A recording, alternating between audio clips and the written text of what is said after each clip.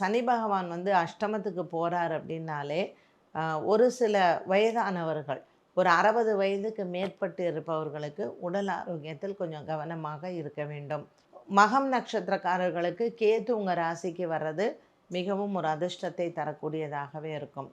பூரம் மற்றும் உத்திரம் நட்சத்திரக்காரர்களுக்கு வந்து பார்த்திங்கன்னா கொஞ்சம் உடல் உபாதைகள் வரலாம். பல் சம்மந்தப்பட்டது, எலும்பு சம்மந்தப்பட்டது, தோல் சம்மந்தப்பட்டது, அதுவும் ஒரு வயதிற்கு மேலே 60 வயதிற்கு மேலே இருக்கிறவங்களுக்கெல்லாம் அது கொஞ்சம் உபாதைகளை கொடுக்க வாய்ப்புகள் இருக்குது. ஸோ 2025ல் சிம்மராசி நேயர்களுக்கு பூரம் மற்றும் உத்திரம் நட்சத்திரக்காரர்களுக்கு மருத்துவ செலவுகள் வர வாய்ப்பு உண்டு. அதில் நம்ம கொஞ்சம் எச்சரிக்கையாக இருக்கலாம்.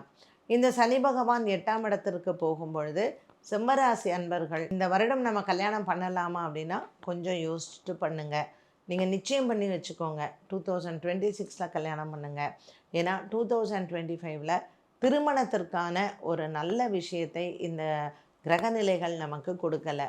அதனால் சிம்மராசி நேயர்களுக்கு திருமண விஷயங்களில் இந்த வருடத்தில் ஒத்தி வைப்பது நல்லது.